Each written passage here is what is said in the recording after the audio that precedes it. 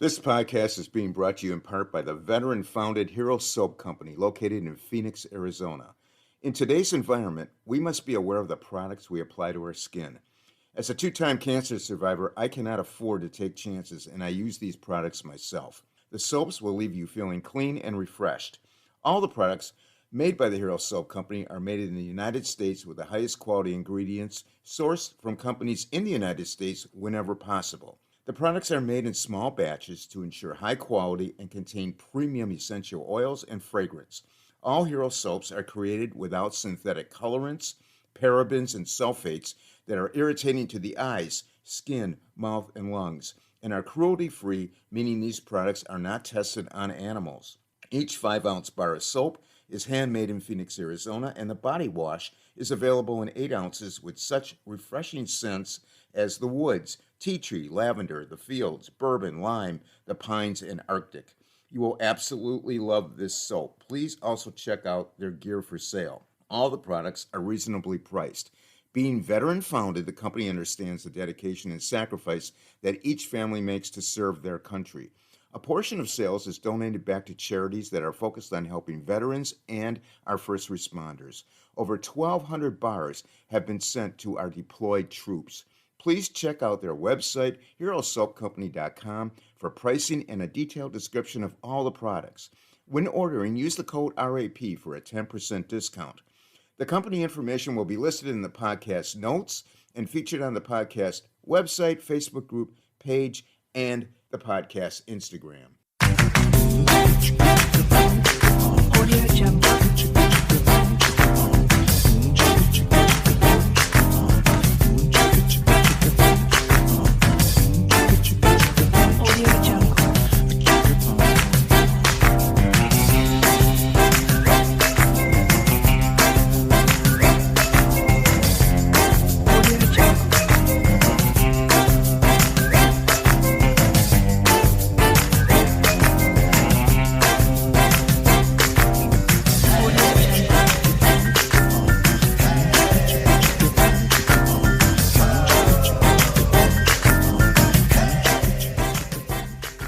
Welcome, everyone, to It's a Wrap with Rap. I am your host, Ron Rappaport. Before we start, I would like to thank all our listeners, supporters, and sponsors that have helped to make this podcast so successful. The podcast is being heard in all 50 states, all provinces of Canada, and over 60 countries around the world. The podcast has been ranked by FeedSpot as one of the top 35 overcoming adversity podcasts on the web from thousands in that category, and is ranked by traffic, social media followers, and content freshness. Please visit the website, itsawrapwithrap.com, for all of the episodes and to order our logo merchandise, of which a portion of sales is donated to various charities, and other information regarding the podcast. This podcast features people who have overcome life's challenges and adversities, people who can inspire, motivate, and educate us on an assortment of topics. My guest today is Michelle Shekhinah. Michelle was married for many years and was a stay-at-home mom with 2 special needs children. In 2015, she realized that her husband was addicted to drugs. In this time, she had experienced financial, emotional, and sexual abuse from him, which turned into him sex trafficking her. Michelle spent many nights crying on the floor until one night she saved her life and ran for the door. Since then, she has been healing herself with therapy and other techniques. She has become a strong mom for her children, in addition to being an advocate and mentor for other women and teens who have suffered any form of trauma and abuse. Her story is compelling, heartbreaking, yet full of hope and reconciliation. Welcome, Michelle, to the podcast. Thank you so much, Ron. I appreciate it.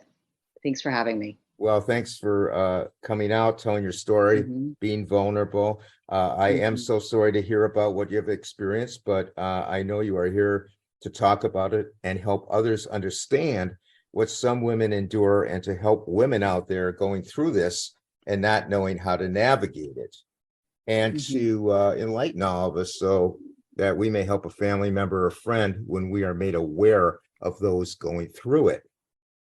Now, Michelle, tell us about your life before any of the negative issues arose. Well, my life was pretty great. I was raised well and from a large family, a professional father in the medical field, mother who supported him. They are still married after 60 years and still together, thank God. Wow. Yeah, I have lots of siblings. I'm the youngest of them, and I was raised in a very traditional religious household, and it was something that I always wanted to have for myself going forward. That was my dream. At 22, I became a licensed healthcare professional and started working in that field. So my life was pretty set.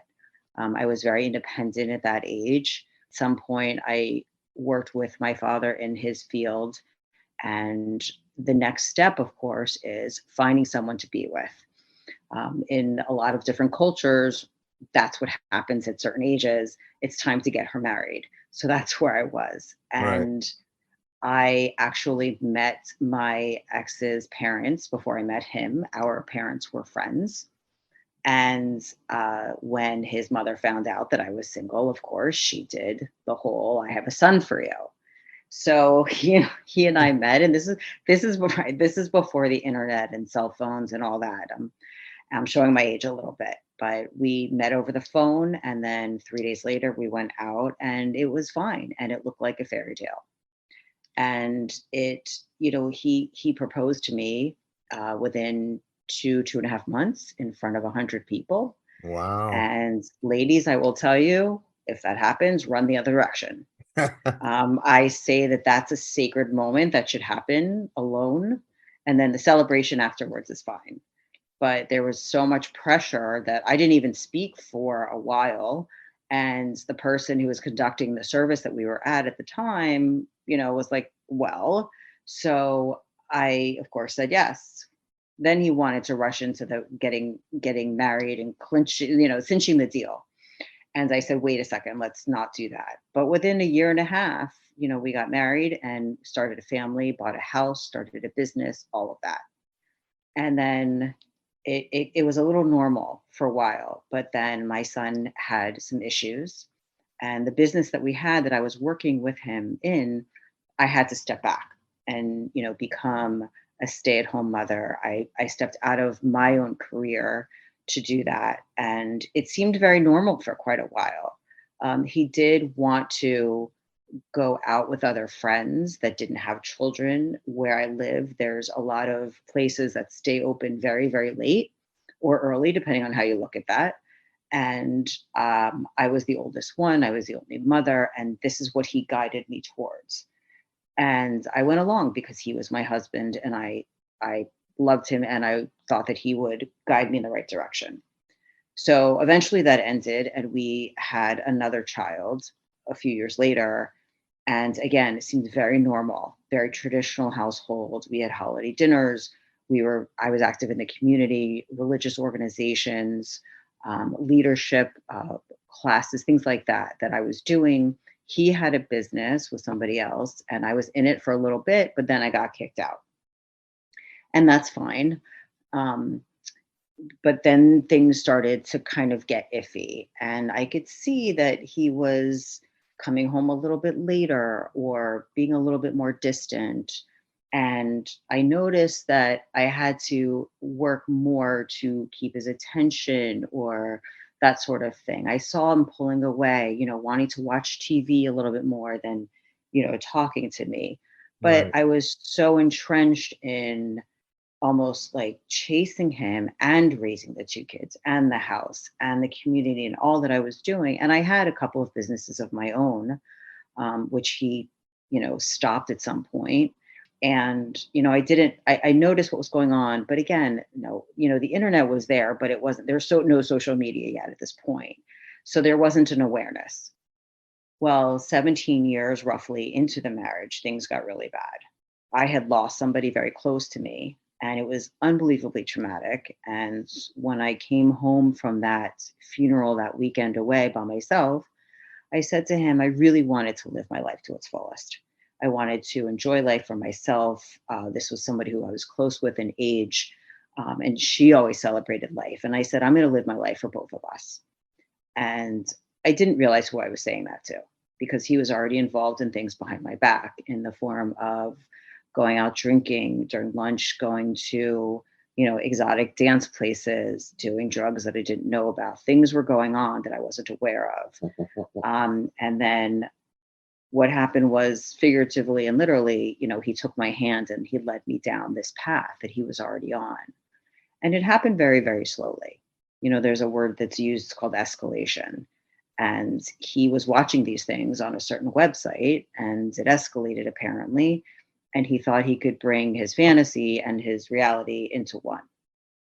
So there was a double life happening there that I wasn't aware of. There really was a triple life because there were things happening with both sides of the coin of what his preferences were, if you understand that. Yeah. Yeah, and that's fine if somebody wants to do that, absolutely. But there needs to be a discussion and an agreement and transparency, and there was none of that. So what happened was he very slowly would be like, "Let's go out to dinner. Let's go to a movie. Let's go to a bar and have drinks." Okay, and then go home. And then it was, "Let's go out to dinner. Let's go to a bar. Let's go to this exotic dance place." And then it was, "Let's go here." And then let's try some drugs that he apparently was using, selling, all of that without my knowing. And there was no way I could say no. No was not an option. Anytime I pushed back, there was emotional abuse or there was guilt or shame or, "You're going to ruin the night." And, "Come on, don't you want to get closer?" Um, there was a lot of manipulation. And, Yeah. this is Sounds like it. yeah. Yeah. And this is somebody he's very successful in sales. And, I always say that if somebody's good in sales in their business, they're going to be great at sales in any part of their life. And that's what happened. And so, when somebody is near you and putting something, in your face, and it's just like, here. And I couldn't, I really, as much as I tried, I couldn't back away from him. And then it was kind of like, he was so relentless. It was like, "Fine, I'll do it." And again, the guilt and the shame was enough for anyone. And it got to be the point where sometimes I didn't know what was going on. And all of the things that he did, again, it was escalation. And then it was, "Well, let's go to this place." And he would he would kind of exploit all of my childhood stuff that he knew, all of the wounds that I had, everything. And there was a group of friends that were introduced and he told them all of that.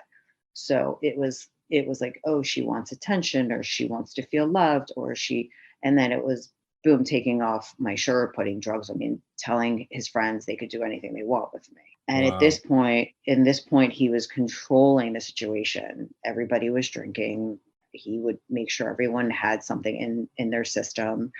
And, I say it was like a whirlpool spinning. I was in the middle of it and I didn't know which way was up. And I thought that people that I was friends with, we considered ourselves family.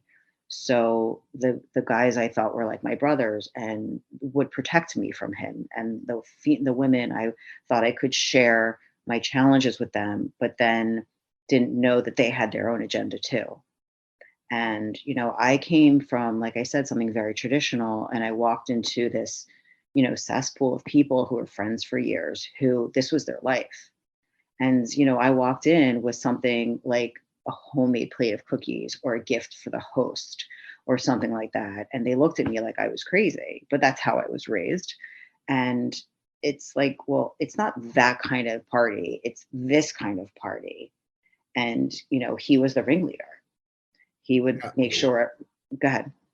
Well, I was going to say these people that that he surrounded you with that you're Mhm. describing were were these all new people in your life, or were some Yes. of them old people from a past Mm-mm. time? They were all new. They were all new. There were a few groups of people. They were different people for different things.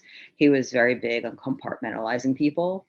That, and everybody has a price. That's his motto. So they were all new to me. Okay. He knew a few of the guys from other people, and they were all new to me. And I didn't know anybody. My friends were part of women's groups or religious groups, and that's who I connected with and who I Right. hung out with. But at some point, he said no more because they weren't as exciting. They were very boring, Boring to and I was him. Yeah. it's boring to him. And, I was doing fundraisers. I was having, I'd have 100 people in my house for a fundraiser. And then the next weekend, he'd want to do this. And, in the midst of all this, I'm still raising two children Sure. and Sure. myself pretty much because if we were out, we'd be out until the sun was coming up and he'd go to sleep and sleep until the next afternoon or the next evening and want to do it all over again. Whereas, I would have maybe 2, 3 hours of sleep and then get up, with the kids or before the kids, make breakfast, do the laundry, all of that kind of thing, doing homework. And for both my kids, I had teams of doctors and teachers and tutors and advocates because of their issues. I mean, I'd fight the school board for their rights. I was advocating for other children in the midst of all of this. Well, you I must was have been completely exhausted from this. exhausted. Well, that was a big thing, is like sleep deprivation. Yeah. And as much as I could try and push back, there's a point where you put your hands up and you're like, I can't, I don't know what to do. And unfortunately, my family was isolated from me. He talked so poorly about them that even I didn't want to be around them because I was completely brainwashed. And, they have Wow. terms for it now. They've got red flags, they have gaslighting and narcissism and all of that. We didn't know from that back then. Yeah. I mean, Yeah. some of it was a few years ago, but, there was no TikTok and whatever. This is, this went on for about 6 years. And, the thing about it, I've said this before, is when you're dealing with an abuser, the reason why, one of the reasons why people stay is because it's really confusing. Because, if you fall in love with somebody and they seem perfect, every box is checked. They look great on paper. Your families are together. His parents were at my house every weekend. I made brunch, that sort of thing. We were family, and they didn't know this side to him, of course. But it's confusing because you have this idea of what somebody is and you hope and pray that they're going to become that again. Well, somebody who's really smart will do that part time. So I say it's 4 days on, 3 days off. Four So days. He's wonderful. he was like a chameleon. Absolutely. Oh, absolutely. In any group, any group. And, there was almost like a routine, Friday, Saturday. It actually started Thursday, Friday, Saturday, Sunday was, fun time. And maybe Friday he was good. And sometimes, in the end towards it was the opposite. He wasn't good. But, you know, Monday he'd be tired. So he was kind of nice, like, let's have dinner. And he'd go on the bed to watch TV. He's like, come on, honey, let's watch TV. So then I'd get 3 good days from him. Good days meant he came home, I had dinner on the table, and then he went in the room, and my children and I would do all the chores, and then, he'd wanna watch TV, and that was a good night because there wasn't pressure, there wasn't even abuse within our own bedroom, which was going on, um, and he was kind until he wasn't. And then when we would go out, it was ignoring me or wanting to do things or tricking me or manipulating me. So again, I was confused with all of that. And the Were longer you, the year, well, I Mhm. was going to say, were you walking on eggshells? Oh, absolutely. Oh yeah, absolutely. That book is, somebody actually gave that book to me, ironically, at the end. I was. And he was so good because he would flip the script. He would say that he was walking on eggshells. He would say that he was doing this. And Yeah. it was, and He's the, so again, he was portraying himself as the victim. correct. Oh, and still does.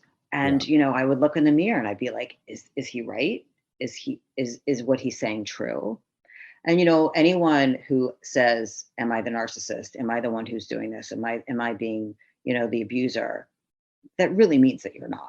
Because if you're going to question yourself and your personality and your behavior, it usually means that you're not the one doing it. There might be some stuff there, but not to the extent that somebody's going to accuse you of.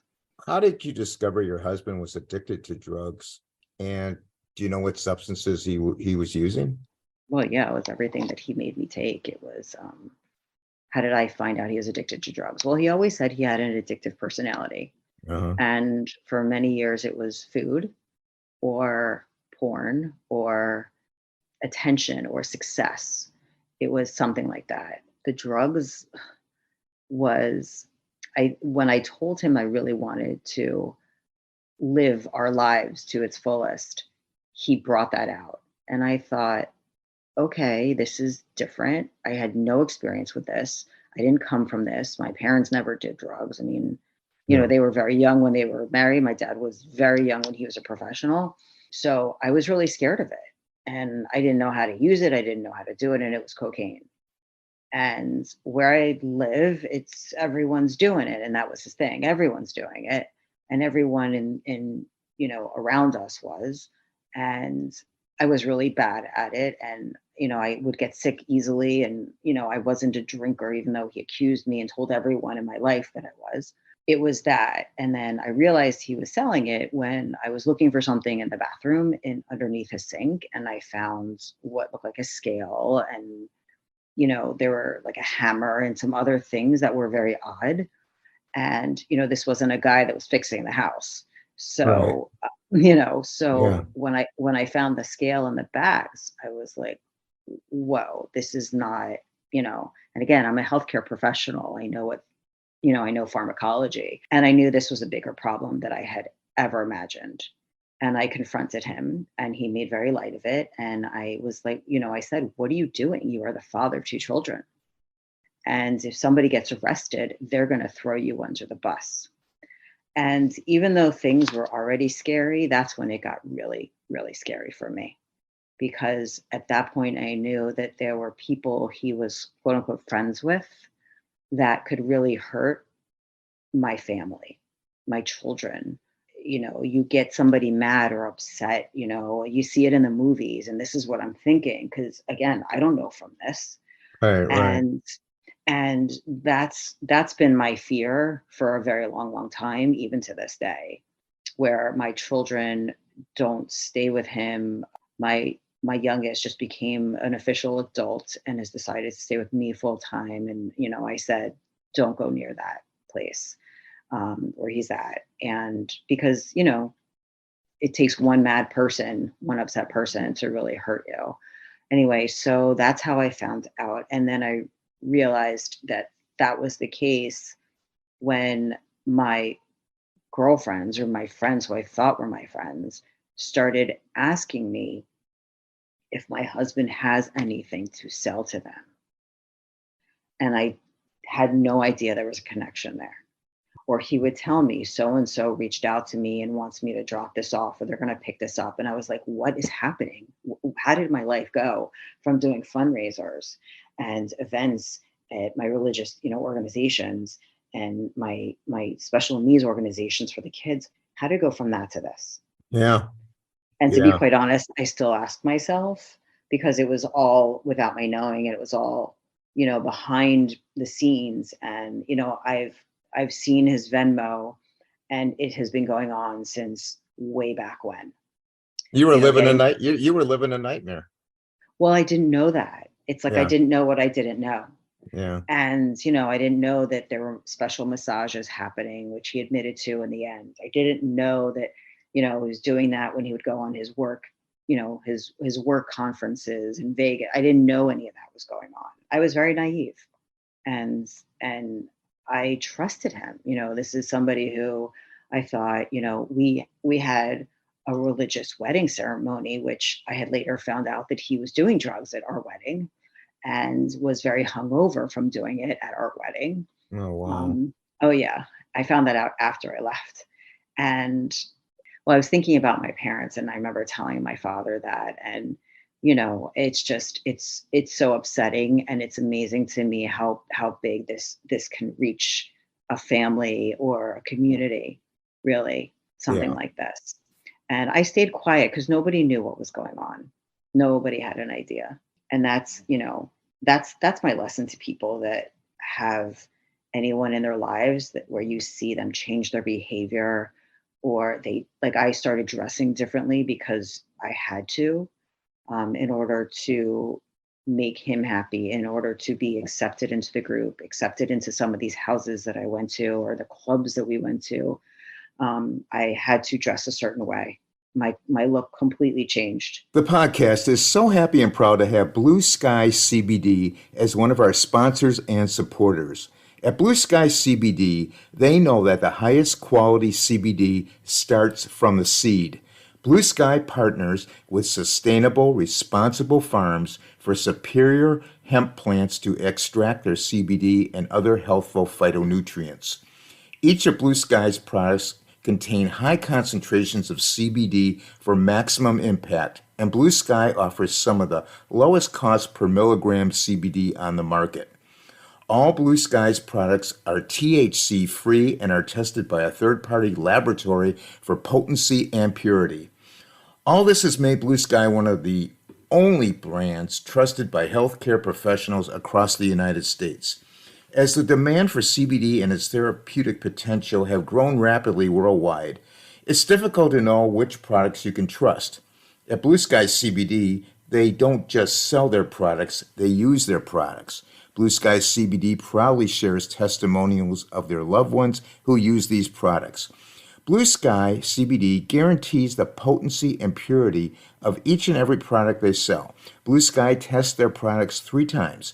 First, the plant is tested, next, the isolate, and last, the final product to ensure each product batch meets Blue Sky's high standards.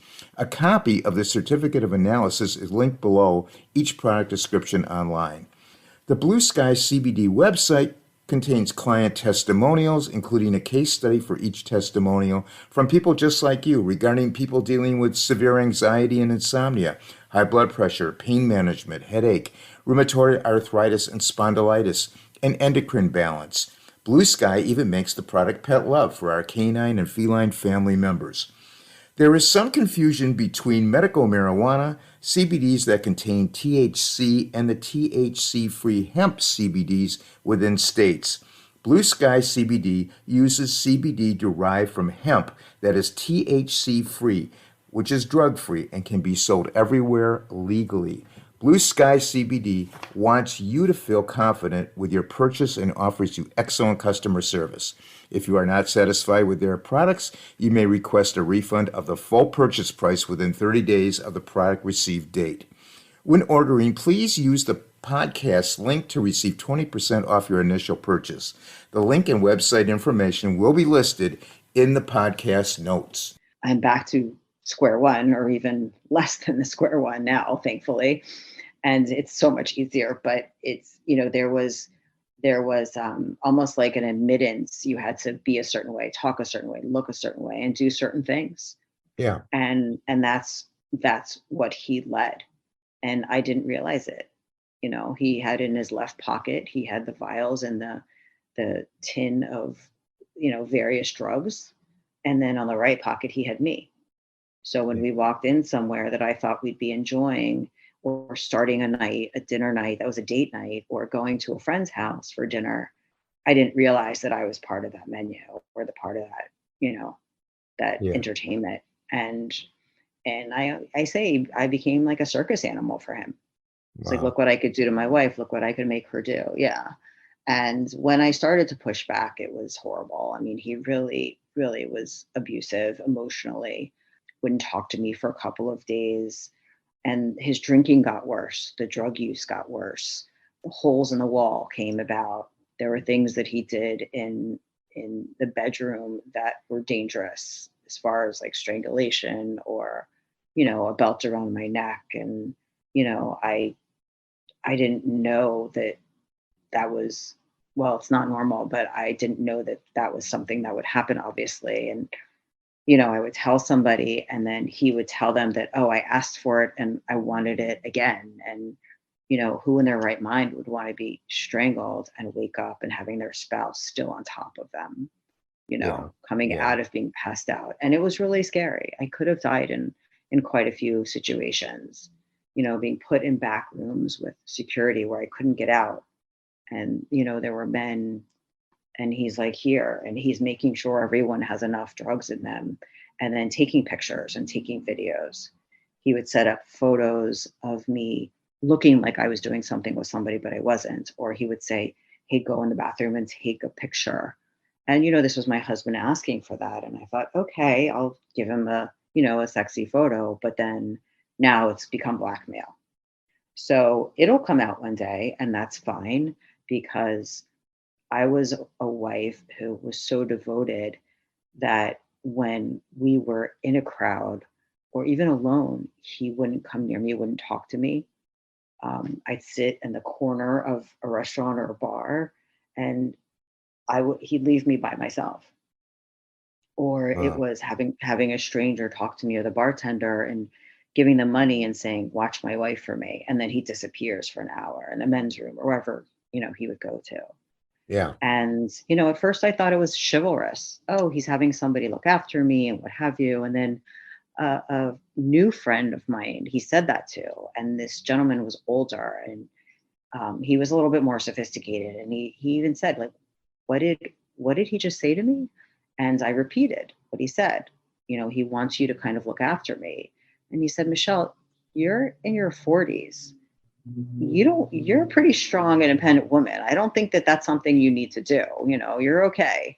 And I said, what? That's kind of nice. He goes, no, that's really not a nice thing to say to somebody, not for you and not for me. It's just very inappropriate. And I was like, I was really, again, very naive, Yeah. extremely, because I had been with him for, at this point, almost 20 years, my entire adult life. So all I knew was from him. And because I didn't have male friends, I didn't, that wasn't something that I wanted. When we had couple friends, he was friends with everybody. He was actually very good friends with my girlfriends, but yet I didn't let the guys come near me. They were like my brothers, like I said, Yeah. in different groups. And I kept them at bay until he allowed them to not be, which was really, it was it's so sad for me now because these are people that I really trusted. I really thought of them as family, and I was completely betrayed by what their intentions were. And forget the physical part of it, which was horrible. That alone is really heart-wrenching, and that I've had to get over also. Oh, yeah. The trauma must have been intense. Yeah, yeah, and it still is, absolutely. Yeah. Absolutely. Yeah. Michelle, for our audience out there, Mhm. what signs should someone look for if they think a spouse is hiding, doing drugs? What should they look for? Erratic behavior, drastic changes, a change in appearance, a change in weight, a change in a hairstyle, the way they dress. That's really a whole, like, what should you look for as far as changing? Um, Definitely behavior and weight. Usually somebody who's on drugs doesn't eat as much or they'll want to drink more. Okay. Their accountability. Do they show up when they say they're going to show up? Take a look at your finances. We had a joint checking account at one point. There was $600 that came out, of an ATM or what have you, or the bank. And I, where did this go to? Right. And, at first he didn't, he's like, oh, just to pay bills. Well, everything was on auto pay. And so, I confronted him and again, the lashing out was there. And that was again towards the end when I knew that things were really, really bad. Yeah. You knew And they were that, spiraling yeah, down. Yeah. they were spiraling down. Exactly. Right. Those are the things to look for. Michelle, how long were you in that abusive situation? And well, you kind of answered it, but Mhm. people are probably going, well, why did she stay in that situation? Mhm. If you could just repeat that again. Sure. In that situation, it was 5 to 6 years. And again, it started off very slowly, and it escalated to the extent where I really was scared for my life. I should have been scared beforehand, but again, this was somebody who I devoted my life to. Right. And I thought, okay, he's going through something. He's going to change. I could save him. We had these kids. I had no income. These are all the reasons why people don't leave their spouse. The shame of it. Where do I go? What do I do? I was isolated from my family. My friends, I was ashamed to tell my real friends who would have taken me in probably in a second. I was afraid to tell my religious leaders. I was afraid to tell anyone. I was afraid to even tell any of the groups about the other groups because nobody knew anybody. So that's, would you say fear of getting hurt was a major factor? oh, absolutely. Okay. And, I had since found trackers in my car. He told me he was having people follow me. There was medication going in me that I couldn't explain. He had syringes of things because he Wow. had doctor friends. He had syringes of lotions and, topical, not topical, yeah, a topical anesthetic that somebody would use if they were getting an injection in their face. You can put that on anywhere where there's pores and you'll become numb. So Yeah. think about somebody using that. And why would someone have that? And where would they get that from? He was giving me quote unquote B12 shots, and he'd be like, "Oh, you'll feel better. You'll wake up." He was having me to get hormones because I was reaching that age, and he was taking his own, which made him insane. So, again, in the midst of all of this, I'm still trying to keep my life with my kids and their friends normal. So it really was a juxtaposition, both sides of the spectrum. But I was the mom who, when the kids were little, I had star charts for them, and I made menus for their food, and so I was the room mom, I was the PTA president amongst everything, and I was almost waiting for him to stop. And then I've seen old emails and texts. By chance, I found them. And even my own behavior, I could see changed because everybody around me that he had me around really was off the deep end. They really were, in the sense that they were over caring and over loving, and how they were talking to me, and and just, again, the whole brainwashing thing. It was like from a group, or more than one group. And so I was caught up in that whirlpool of what's normal. And the only thing that was normal was being in my house, raising my children, getting them to school, doing the laundry, getting their homework, doing all of that. So it's hard to leave a situation in that. And then I had no money. No, I had credit cards in my name that I found out later that he had opened, things like that. But I had nothing. I had no way to go stay at a hotel. I have pets. I don't want to leave the pets. These are all reasons why people don't leave, believe it or not. Sure, they're trapped. Yeah. Yeah. Yeah, Yeah. exactly. Exactly. Yeah. It's just amazing how you balanced being a mother and all the things that Mm. you endured. No- It's just Nothing was, amazing. yeah, well, nothing was going to stop me with that. And even still, I mean, honestly, even after I left, the emotional abuse, the financial abuse is still happening. And I made it, and he told my kids stories that most, like, I couldn't even fathom. And my daughter was 13 at the time, and he's telling her these things that are so unbelievably inappropriate and incorrect. And even she questioned him. Like, how could she be running off with this person and doing this if she was volunteering at my school all the time? You know, He was and lying. Yeah. oh, absolutely. He was trying to brainwash them. He did a little bit with my son, and I had to work on that, but he did. And my youngest, she's a tough cookie, and she just confronts him and basically said, "That's incorrect." And my other one, but again, I always showed up. So even after I left, I showed up every day in the Yeah. dark to wake up my child. I would go back to the house, wake her up for school, get her dressed, make her lunch at the safe house, bring it. I take she and her friend to school. I pick her up from school, give her snack. Let's do homework, because he was wherever he was, whether he was at work or somebody's house, I don't know. And then I would make dinner. And if he was coming home, I would leave. And if not, I would tell him to stay out, and I would sit and have dinner with my kids. Then I knew he was coming home, and I would leave because I didn't want to see him. I didn't want to be near him. I was afraid to touch anything at that point. Everything was a danger, because at the end, he and I would be going out. I'd have a couple of sips of a drink that he would get or his friend would get from the bar, and I'd wake up in someone's house. I'd wake up on the bathroom floor. I would have a couple sips of a drink or one cocktail, and I'd have to go to the ladies' room, and then I couldn't hold myself up. And that Yeah. doesn't make sense. They were And of drugging you. course, They were yeah, drugging you. right. Yeah. And of course, there's pictures and videos, and he would say, "Hey, he'd talk to the phone, talk to the video," and he would record me. Oh You my God. know, and oh yeah, he'd have me call him by other names in our bedroom, which I just can't even. And and record me. So it looks like and appears like I'm with somebody else. And Michelle, I was just going to yeah, say, at any time, did you lose hope or faith? oh, absolutely. You did? Yeah. I mean, hope and faith is something that it can come and go.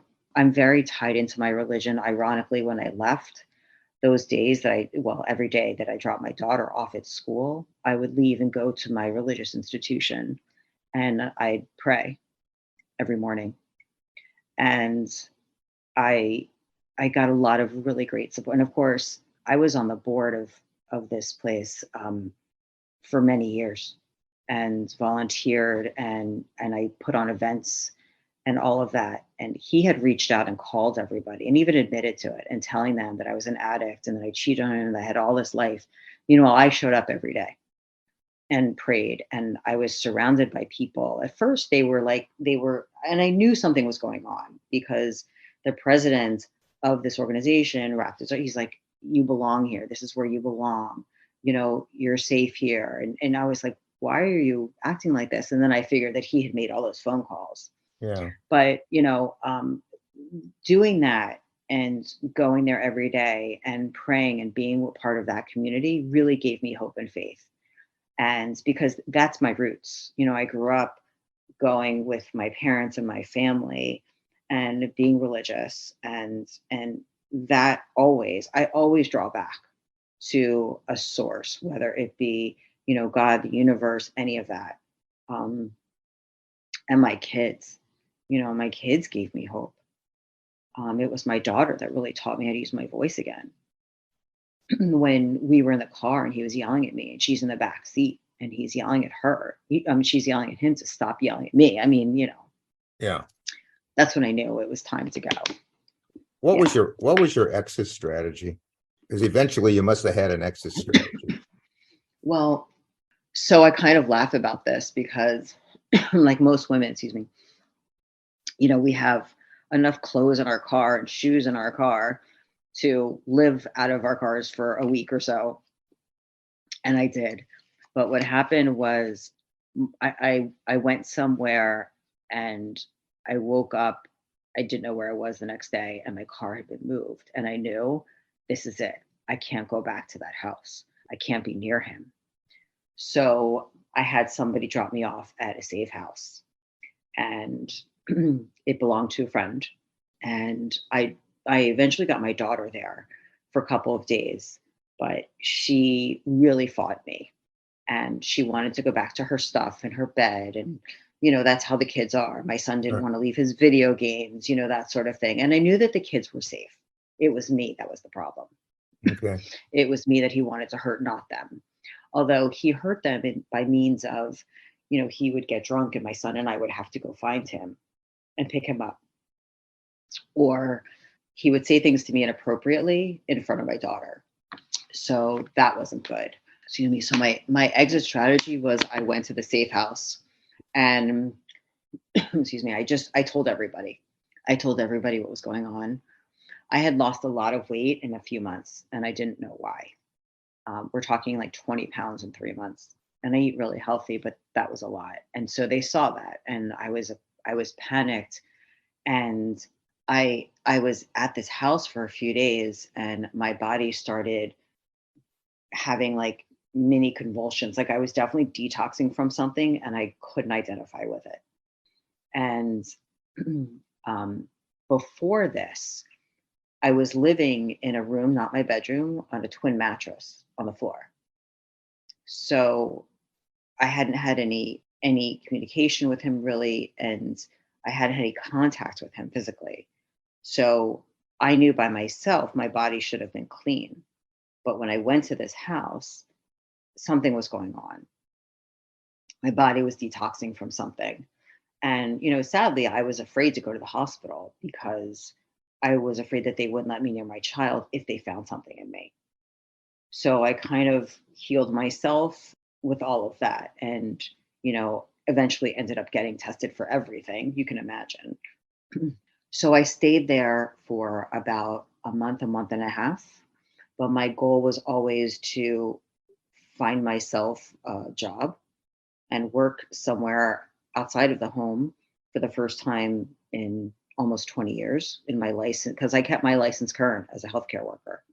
Yeah. And to get a home where, my children can come to, that was ours and it was safe, and it didn't include any men except for my son. And, that was my goal. And within a month and a half, I did that. And I haven't stopped since.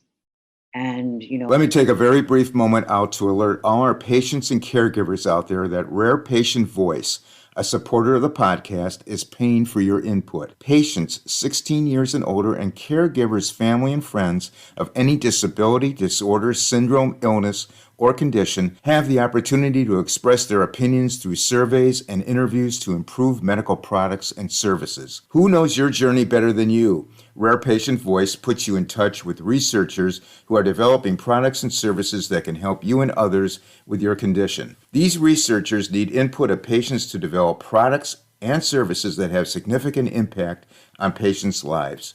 Over the past 9 years, Rare Patient Voice has paid patients over $10 million.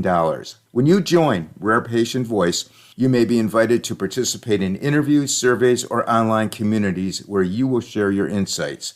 Rare Patient Voice usually has hundreds of studies running at any time, so there are many opportunities to participate. You will earn $120 per hour for participating in these studies. By making your voice heard, you are a catalyst for change. Rest assured your input will be used to help other patients like you. There is no cost at all to you, the participant. You can get more information and sign up by clicking the link in the sponsor's notes. I made sure that I was as financially independent as I could be and stable as I could be. And that took a while because, as you can imagine, the fear and the trauma and the panic was there. I had gone to Women in Distress, which is an incredible organization. They do accept men. Kids in Distress is a great place also. And actually it was there that the woman who did my intake told me that I was in a domestic violence situation and that I Oh, was yeah.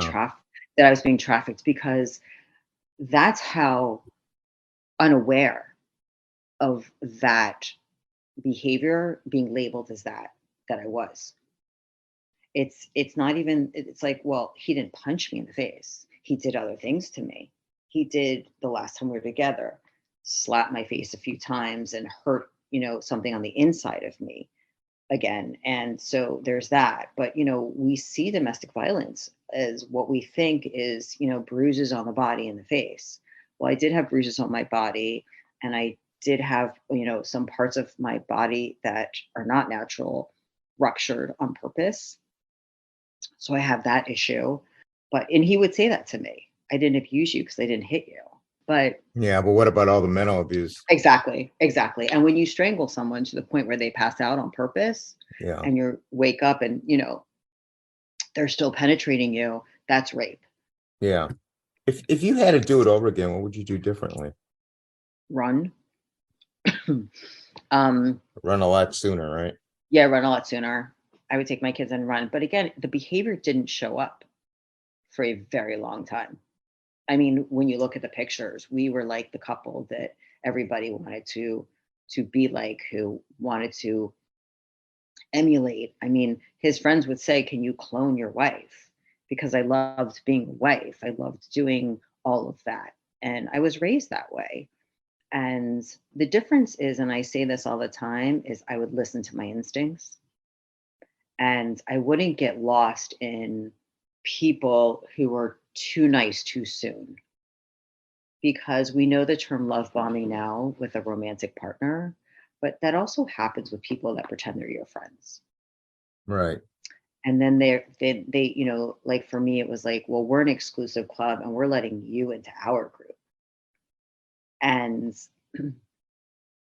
make sure you make your own cocktails, ladies, or Yeah. cover them or something to that effect. And it's really scary now. It I really is. I guess everybody listening to this is kind of wondering, did this end in divorce? Oh, absolutely. Okay. Absolutely. It ended up in a legal divorce, a secular divorce, as well as a religious one, because to me, the spiritual connection, he didn't deserve that. Because when you agree to protect someone and provide and love, and you do the opposite, you don't deserve to be in any way connected to them at all. Right. And so that meant even more to me than the other. And, I got divorced over Zoom during COVID because I left right before COVID, which was a Okay. whole nother thing. And then I entered that my field of work, my healthcare field during COVID after not working for 20 years. Wow. And him sending me emails and, malicious, Yeah. things and threatening custody. And I mean, it was a whirlwind of anxiety, Yeah. which, I've been in special programs for trauma and domestic violence, different organizations. There's a lot of support out there. There's a lot of money to support people that need it. The shelters, there's food banks. I mean, I was one of those people that donated my time and money and objects and things like that, clothes to food banks, and then I was the one getting them. Yeah. Yeah. You never know. And never know. And the people, the donators on the wall are my friends or my colleagues. And, I always said, of course, that's something that's going to shift because even if I had $5 left to my name, I would give two or three to somebody else because I know at some point, even though I left with nothing, at this point in my life, I had skills and I had a license and I knew that no matter what, and this is my father talking to me in my head right now, that I had these skills and those will never go away. Yeah. And because I was, and I say this to a lot of stay-at-home moms, it's like they think that I'm just a mom. Well, take out the word just. And all of the skills that you learn as a parent who runs a household, especially with any sort of kids or a spouse that either has issues or, another one, you're the primary caretaker, you really walk away with something that you can use in the real world where you could actually get a job to make money if need be. So don't think that you don't have that. And some of these organizations really coach people in that, which is great. Michelle, what's the number one piece of advice that you would give this to a woman that is being abused right now? Listen to your instincts. Don't justify it. Don't reach out to me. I'll get you out. Don't wait. Don't let your kids see that, you know? And even if you really struggle for a while, it's going to make you stronger and it'll show your kids that that no matter what happens, you know, and I always say that, I come from a long line of very strong women and all of our ancestors, no matter who you are, fought battles and things that you and I would have no idea about, Right. thankfully. And that's within us. That's running through our blood, that energy, that strength, that resiliency, that hope, like you asked, that faith. And we have that. And our kids or nieces or nephews or anyone they'll see that and let them see you struggle. My daughter knows I'm working and I'm paying all the bills, but I'm not getting as much as he is. So we have to struggle a little bit in this house, but we're not going to give up. We're going to adjust some things, but we're not going to give up. That's what this podcast is all about, giving hope and Exactly. telling people not to give Absolutely. up. Do And we not give. stress that all the time. Mm-mm. Michelle, what Yeah. kinds of therapy and other techniques have you used to heal yourself? I've used everything from traditional therapy, from being on medication, because there's definitely an imbalance, especially when I left, especially with what also was put into my body. My nervous system, I say my nervous system is shot. We're adjusting it back.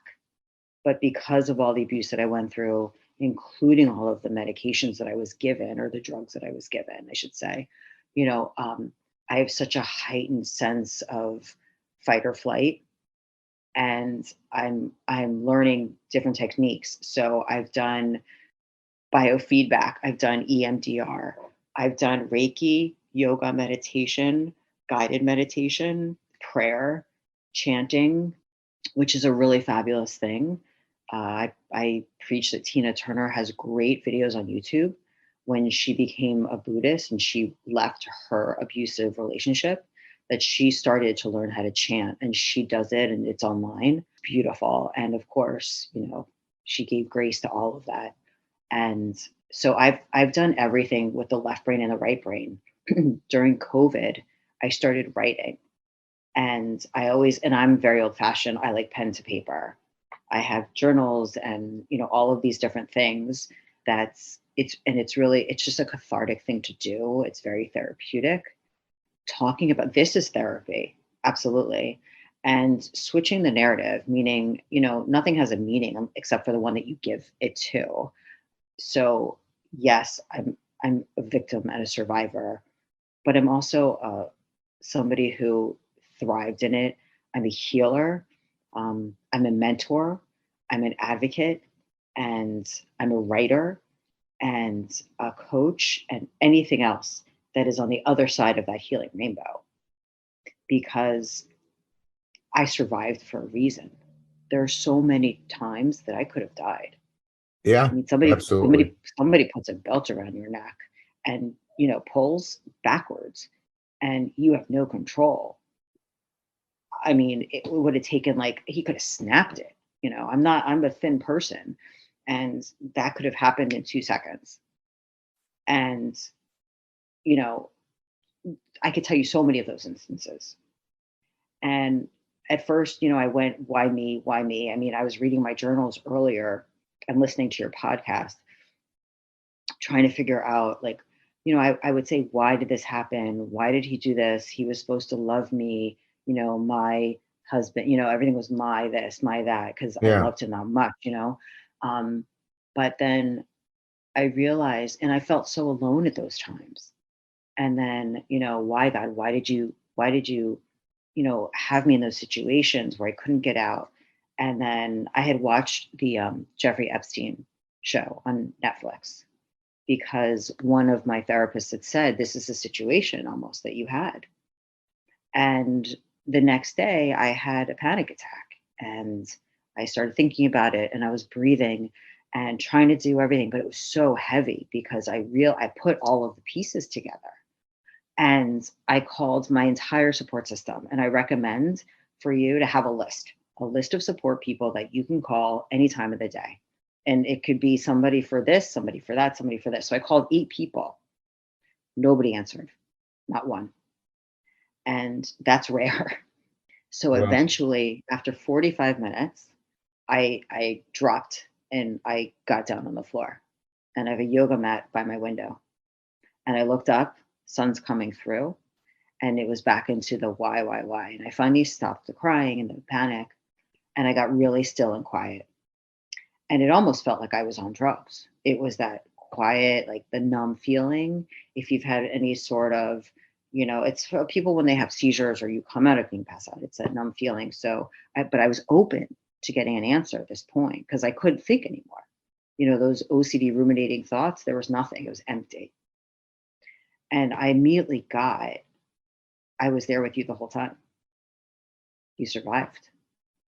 And you survived to tell my story, your story, and you survived to say that you were not alone in that situation, and people aren't alone. right. And I And just it, want to, I just want to leave you with this thought. You kept saying, why is this happening to me? mhm, And we've been through this with other guests. of And course, I always tell them, don't ask that. Ask, why is this happening for me? absolutely. And Well, you may not know why it's happening for you at the time, yeah, but you'll yeah, figure it right. out in the I didn't in the even, end. right. I didn't even think about that actually until after I left, because I was so in that cyclone of trying to Yeah. keep it all together. Sure. Sure. Yeah. So and then it was like, it wasn't even why, it was what happened. Like, it's like, when you're in an accident and you look at the car and you're like, how did that happen? And that's where I was more like, where did my life go wrong? Like, how did I get from this to this? And that was the answer that I got was, you survived something and many years that most people wouldn't survive. Right. The women in my life, they've all said I wouldn't have been able to survive any of that. Not at all. If I was there one more week, I would not be here Well, talking to you. that was your purpose. You found So your my purpose. right. So my purpose is to help others that have Exactly. gone through that. And Exactly.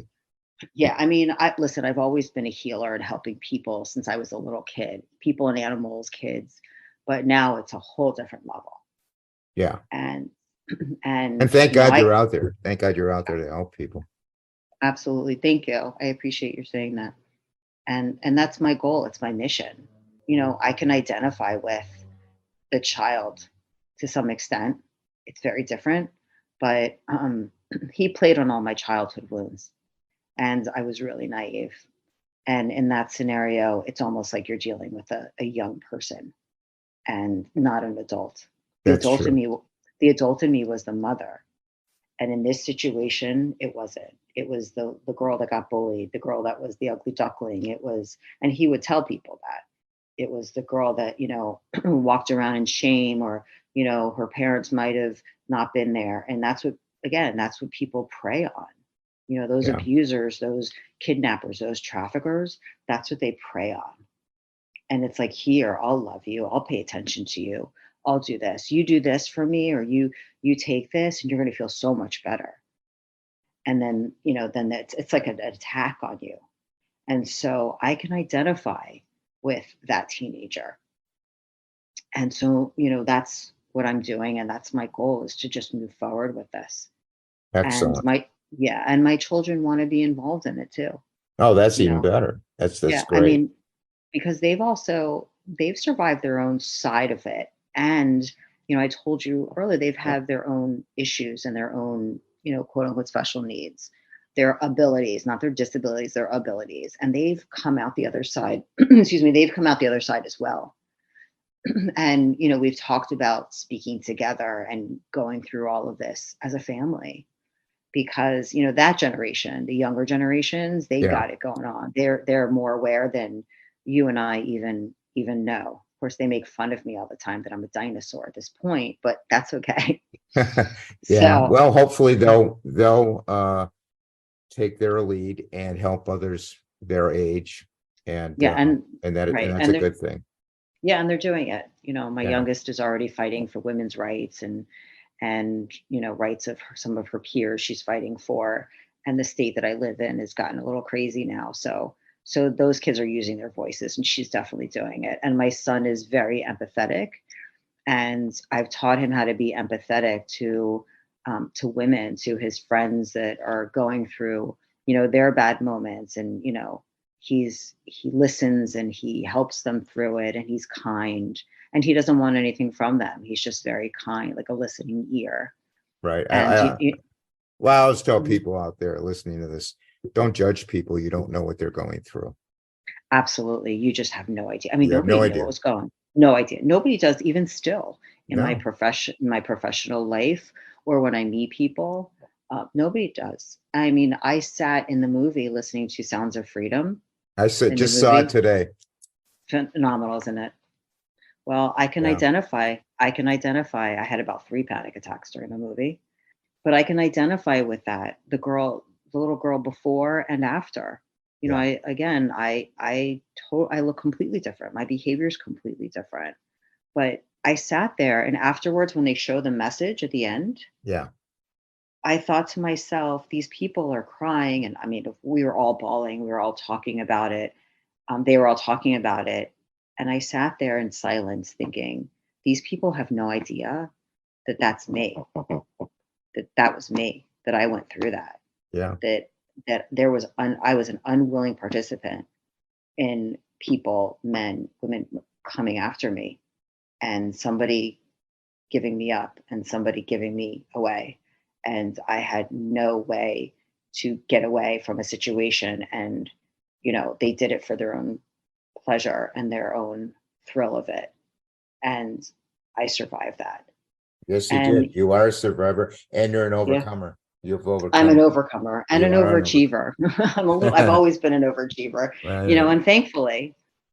And again, it's like we were talking about the podcast that I listened to recently of yours, and it was a woman with a similar story. And, we all have this strength within us, and it's all of those ancestors, those 4,000 and so people that both came before us, that created us, right? Right, right.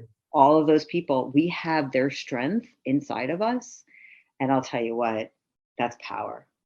And and it separates and that good and that power and that strength separates us and is able to fight the evil in other people.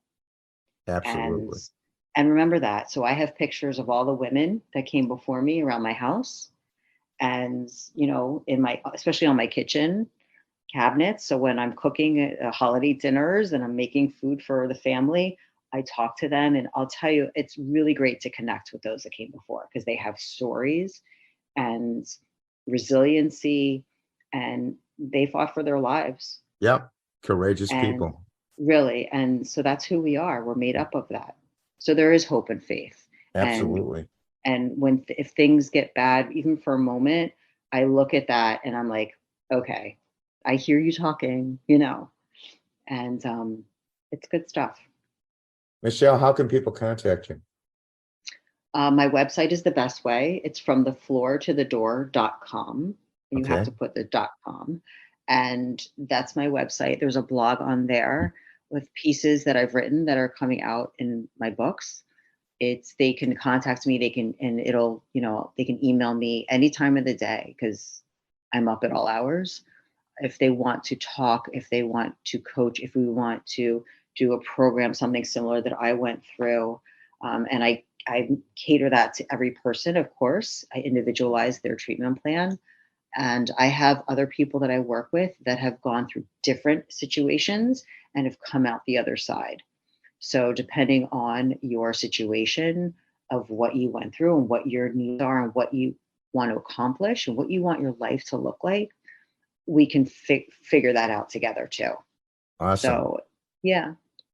And I Yeah. just want to let everybody know who's listening to the podcast, wherever you are, that information will be in the podcast notes. I want to thank you so much, Michelle, for sharing your Thank story you. and giving us all the insight into this issue. It takes a lot of courage to come forward and make yourself vulnerable to help others. I know I speak for everyone listening in wishing you good fortune, good health going forward. Comments you. and suggestions for the podcast, you can email me at itsawrapwithrap@gmail.com. Our Facebook group is It's a Wrap with Rap. We're on Twitter at Rapper, WRAPPER 130. Instagram, It's a Wrap with Rap podcast. The website is itsawrapwithrap.com. All the episodes are on there. There's other information, logo merchandise. And half of the sales will go to a charity. Each month we'll have a different charity. All the podcasts are on YouTube. It's a Wrap with Rap, the podcast uncut. I want to thank everyone for listening. Everyone, please stay safe. And for now, it's a wrap.